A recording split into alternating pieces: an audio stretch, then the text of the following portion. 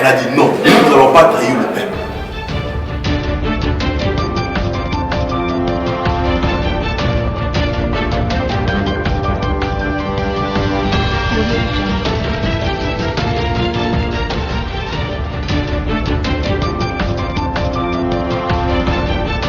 États-Unis, à Washington, ils ont proposé que conférence à la conférence de bas balamboka au balinga Congo bayoka quand même au solo ya makambo ndenge lekaki na Congo après l'élection, raison pour laquelle tobengami lelo awa.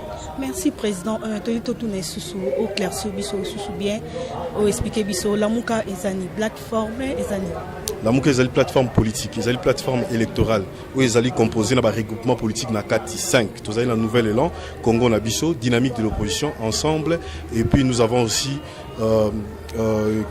l'OMLC. Sorry, 2 minutes. Message ni no kiopesa bana Congo Chanel bana Congo bana Afrique du Sud. Message ni opesa. Message ezaka moko tuzo bunda pona mboka tolingi alternance ezala mais alternance na kati ya continuité te. Tolingi bosolo ya maponami alternance dans la vérité parce que batonga mboka na lokuta te. Tokendaki na élection pamba te pour que to suka la ba arrangement te. Alors toyebi muto abatami na sima azali kabila akete kabila azali. Donc ce que vous l'avez dit très bien pour le moment, avant de diriger Binoka. Merci beaucoup.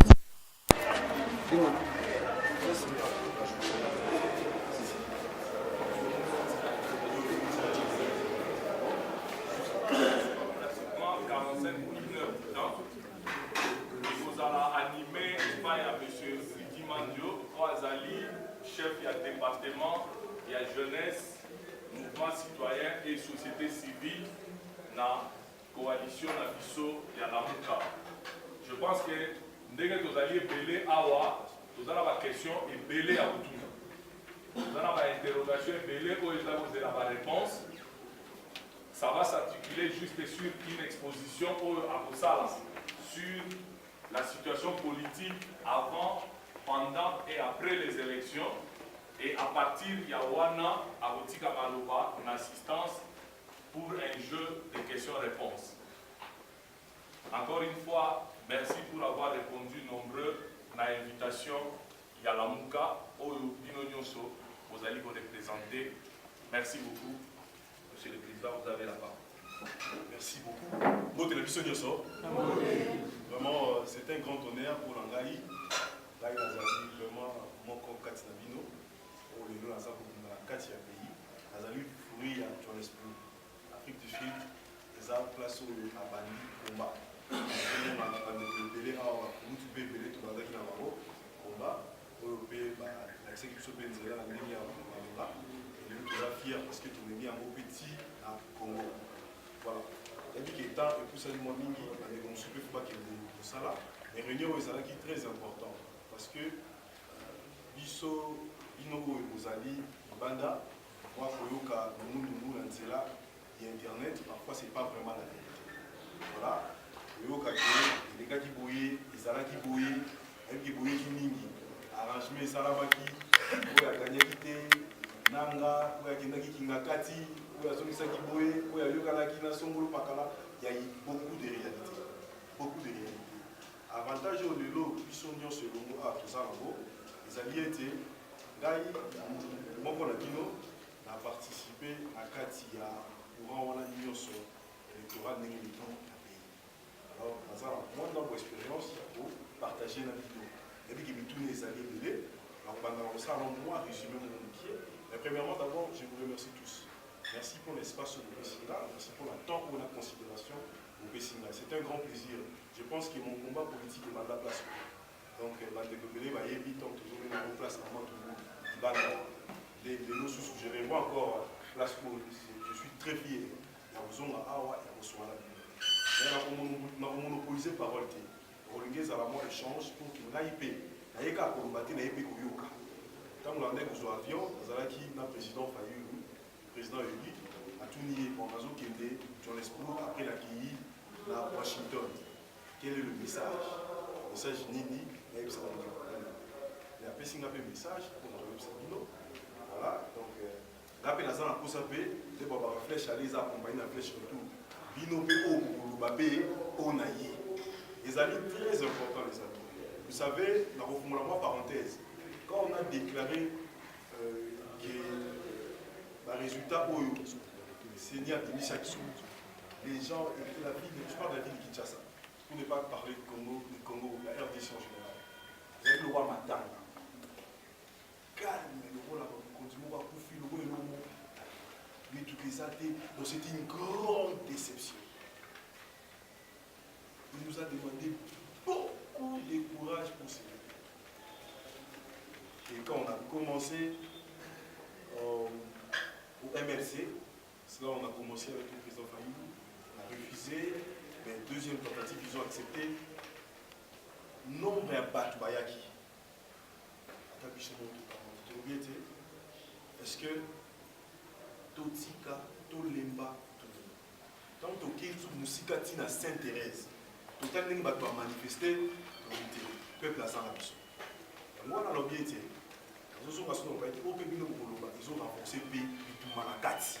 Parce que Bitumba, ils ont Congo, ils ont pas.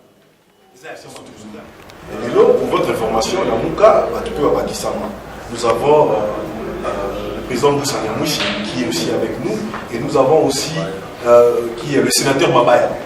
Donc, il y a une apporta qui candidat numéro 1 à Sini, mais a désisté qui en faveur du candidat à la Mouka 2 semaines avant. Et d'ailleurs, même pour votre information, logistique, il a vraiment mis les logistiques pour la Mouka, surtout pour la panneau publicitaire. Ma panneau est belé Chadar et Azwakia. Et ils ont payé même ma panneau, et ils ont même payé même place Bazati.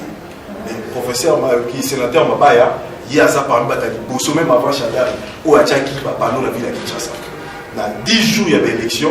Tant qu'on a oublié pour rejoindre la Mouka, Bilo Kuala Nyosuki a foutu la Kiamoto Kitisa qui est Tomatisi, où il y a le président Martin Fayou, le candidat et la Mouka. Et il y a qui puissent vraiment Makassi. Alors, ça va force y alors, na Genève, quand vous avez été, bateau qui va représenter à Genève, vous avez été ok, tout Martin Fayou. Voilà, et tout le monde, et les gens étaient dans la salle, les gens étaient quand même contents, et à l'intérieur, les gens n'étaient pas contents. Et vous voyez, ils vendent des liquides. Et comme il y a non, je dois retirer, pression l'équipe XY et tout, mais parce que ma combine les allait qui déjà la carte. Les gens avaient déjà des positionnements à l'intérieur. C'était comme ça. Bon, tu l'invité. Peut-être Batubabanga qui va bien dire, bon, comme l'IDPS a le mot et cache, donc on va ça la cache avec l'INC, ici pour la mission. Mais je vous dis, Genève, c'est là où tout est parti. Il y a des gens qui ont dit, Babanga qui va dire que l'IDPS c'est une grande force, et je dis, oui, c'est une grande force, mais je ne connais pas. Alors, mais le Congo est plus fort. Le plus grand parti politique au Congo, c'est le Congo. C'est le Congo lui-même. C'est la RDCL.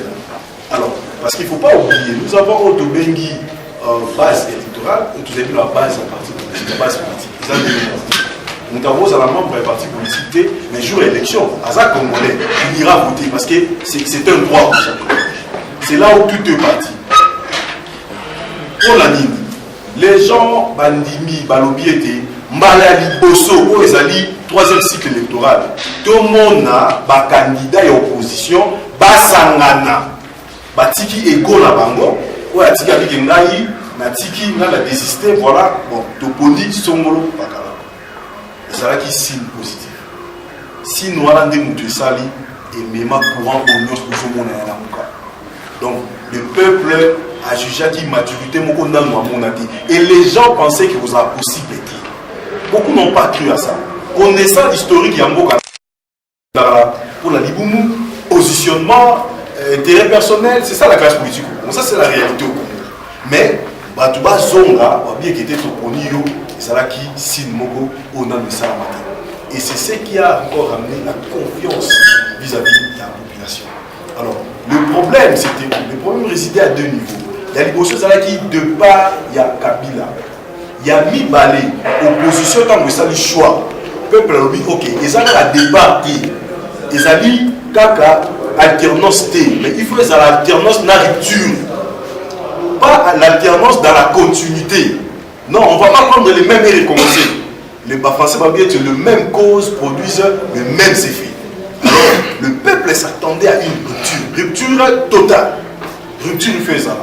Alors, bateau babomi babo, bateau bakangaki babo, il y a des familles, des blessures, mais bateau ça si le bon fait bazali, pourquoi il m'a collé bazali, Donc, on peut savoir qu'on a dit. Quand ils ont makasi, ils ont makasi. Alors, il faudrait donner de l'espoir à cette population. Et la population a appelé ça biso makasi. Dès Yangoala, tu bandi ok. Tu commis avant l'élection, nanga bandi ba scénario. Batumbi logistique, il y a CENI avec machine à voter.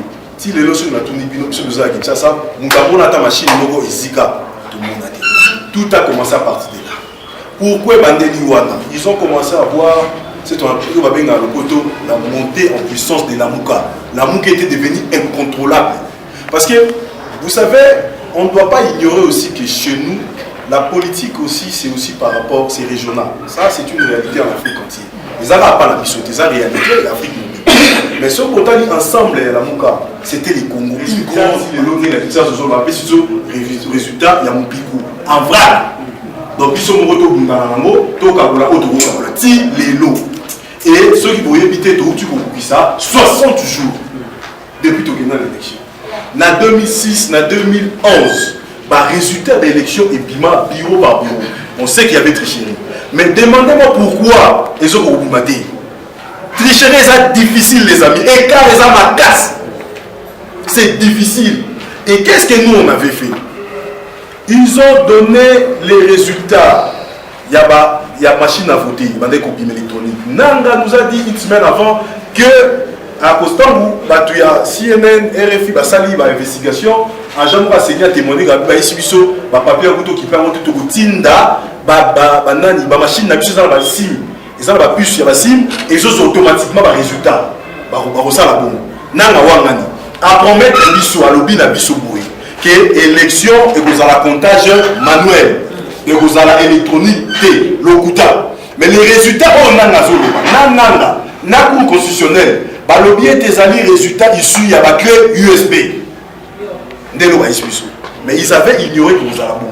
Alors tout s'est retrouvé dans l'élection jour et l'élection chaotique. Mais on a qu'est-ce qu'on a fait? Les gens se sont battus parce que c'était leur avenir. Kozwa papier rouleau ou la machine à voter au bon bayan. Ceux qui vont moniter les lots, bazo qui nous a résultat parce que ailleurs que ceux qui les lots abimisi à l'obiété à lui par exemple na lukunga bureau tel. Fallu lui autant Chadar est autant Félix est autant pas bon c'est les après. Tous ça. Donc ceux qui abimisi on va pas tout tier. Et dans Internet, nous avons retrouvé des bulletins de vote à Boaki, et ils ont distribué dans quelques centres autobégi papier, il y a minene, il y a jaune, papier. Nous avons des preuves. Et Bande Konabiso, il y a la catholique, Bango, ça du supervision avec 40 000 observateurs. Et ils ont eu toutes les preuves au Bakoui Kouzou, à peu près 86%. Au Bakoui Bassar. Voilà. Alors, tu as bien été bon, ok? Élection électronique, c'est le résultat. Tu as dit que c'est le résultat, tu as dit comment on l'appelle?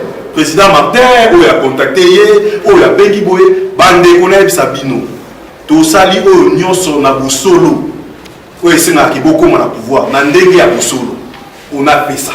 S'il y a des gens qui disent que, oh non, les amis sont allés négocier, mais non. Quelle négociation, les amis? Quelle négociation vous parlez? Nous devons vendre ces pays. Les bourreaux doivent faire ça. Oh là, c'est mon fief. J'ai gagné. Aussi combien? Bon, na Kinshasa, non, nous n'allons pas trahir le peuple. Nous n'allons pas trahir le peuple. Nous ne cherchons pas des postes, nous cherchons le pouvoir. Pour vous, quand même, il faut avoir le pouvoir, vous avez la posteté. Il faut avoir le pouvoir, pouvoir avoir un vrai changement. Pouvoir avoir un vrai changement. Alors, vous voyez que le monde a été, Babandi Koubenga, l'accord diplomatique, on a vu les ambassadeurs, on a parlé avec le président du monde, même de l'Afrique. On a parlé avec vous, on a joué la diplomatie pour l'intérêt de la RDC. On s'est battu et tout, mais arrivé à un moment, dès que le président Martin Lobaki, il y a qui, après, au coup de la Kabila. Il a dit, moi je n'ai pas de problème, je peux le rencontrer. Voilà. Son seul problème, c'était qu'il ne voulait pas aller à Kinakati. Il a dit, non, ceux qui ont dans la concession, il y a MONUSCO, nous allons parler, ce n'est pas un problème. Au moins qu'il y ait un président sortant et un président entrant qui vont se parler. Parce que même au-delà de ça, il y aura toujours des mises et reprises. Bon, on n'a pas eu de problème. Mais seulement pas de trahison. Pas de trahison. Voilà une réalité, ça. Allez, après ça, Madame Leila, il y a un représentant de MONUSCO, des Nations Unies dans le Congo, qui a dit ça, Kabila a dit que non, il fallait dire ça. Jusqu'à aujourd'hui, comme Robert Kinamiti, déjà, pour l'année, il était pourquoi. Alors, bref, les deux Yokomona, Babimisi, le résultat. Avant Babimisi, le résultat pour faire.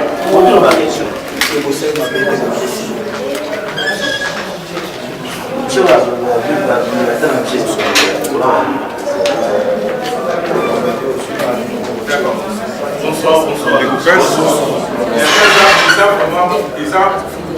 La question que m'a évoqué la question parce que vous avez la deuxième fois de poser une question. Depuis ma élection bandi, ils allaient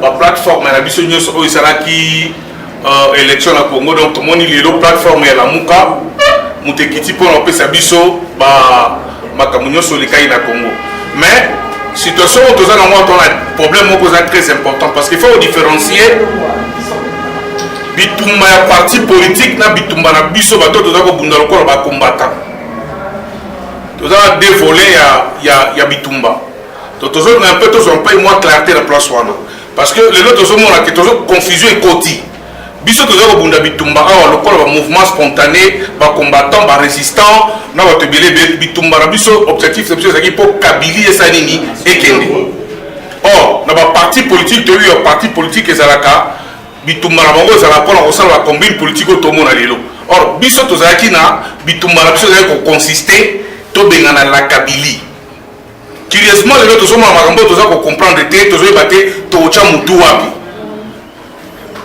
bon nombre ya bandeko na biso qui se disait bacombattant lelo oyo tozoyeba te tokoexplike bango nini la situation toza nango sikoyo parce que baoyo nyonso bazali komibenga bacombattant tomoni lelo bamosusu baindividu bakiti bango moko baza na Kinshasa alors lelo oyo bamosusu batikali tozali awa na kati toza na kati ya confusion on ne sait pas maintenant à quel sens se vouer lelo tomoni Lamuka ekopesa biso bacompte rendu ya makambo nyonso tu oyo elekaki alors que monsieur Ridi yo oyebi ozali produit na biso ya bacombattant oyebi ndenge nini biso toresonaka en fonction ya bato te toresonaka en fonction ya peuple situation oyo ozoleka sikoyo na kati ya Congo lecture nini oyo bino ozopesa biso bacombattant barésistant na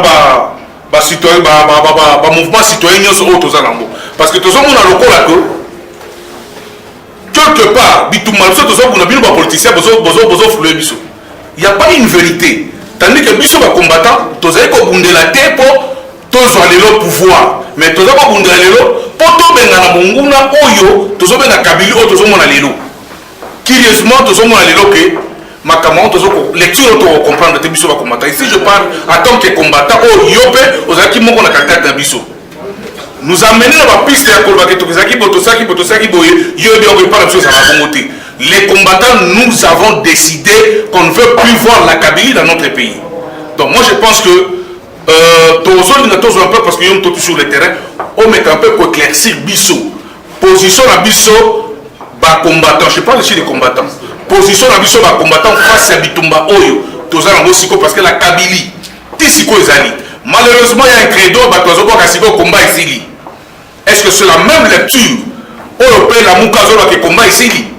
il faut toyeba parce que biso tobunda epo Kabylie ke mais curieusement tozomona Kabylie de négociation je vais pas parler de négociation tozoloba ke Kabylie eza na pays est-ce que Lamuka partage le même avis à kolobaka combat esili mpo biso bacombattant totika voilà un peu question. Merci beaucoup. Ma question est vraiment ma question bien parce que tu as élément de langage très simple pour que Bissonio soit tout comprendre. Tu as dit que nous ezali zone d'ombre est belé et surtout que tozo kakara mingi et les lobes politiques ont commis plus dans les réseaux sociaux où a commis tout moni même ma relation et tombé ba amitié quoi ma famille kabwani madame moi qui la dimension mususu ba élection montre la Congo sans ma Congo ba condescendance ba bloquer la Facebook ba tout j'ai vu des gens s'insulter oui j'ai vu des familles donc ba kabwani alors c'est très sérieux parce que et comment qui n'a sensibilité émotion vraiment il y a makasi nous ce sont là qui souci en boca alors madame grâce à lui est-ce que la muka est toujours qu'on espérer qu'on soit pouvoir voilà question réponse dans c'est ça oui la muka étant que la muka est une plateforme électorale est une plateforme politique mission lango est qui était par la voie des élections parce que mission qui aussi mamidou quitté nous allons lutter pacifiquement par la voie des élections parce que l'élection est un cadeau il y a monsieur Nangateni ya Kabila élection zali il y a pas na mboka zali droit monsieur pour voter alors toko kende na voie wana pour que tout soit pouvoir dès lelo ba confisquer pouvoir ba yibi auto bengi comment vérité bosolo ya maponani ba pesi yango na mutu mususu tozali ko espérer soki est-ce que boyebiki na kofumu na chapitre mususu carte ya liboso avant matriquer l'élection ndeko na rappeler biso mukie tokomi na février oyo tobungisi papa Tshisekedi mais majorité bakameli ba champagne babi combat opposition et si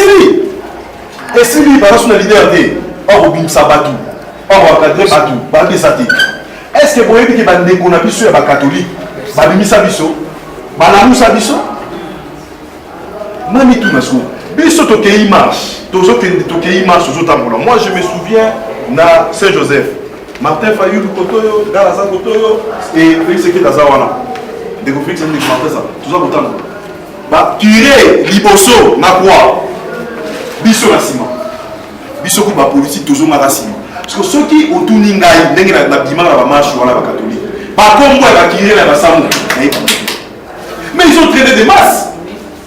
Est-ce que ça dit pour ma leader ou ça dit pour ma peuple? Pour remarquer les peuples. Même bateau va y arrêter, mais va traîner ma masse pour la cause, pour une bonne cause. Babi que tout bima pour la makameta mboka tambola bien pour la élection. Mais peuple a répondu à qui? Peuple a répondu à qui? Makambo c'est une dimension avec les bandits comme qu'on dit qui accord. C'est qu'est Zalaki. Donc tu vas dire que le bayamo, si on mboka yango to rotonga yango ako. Biso to robina kati ya mboka. Accord oyo.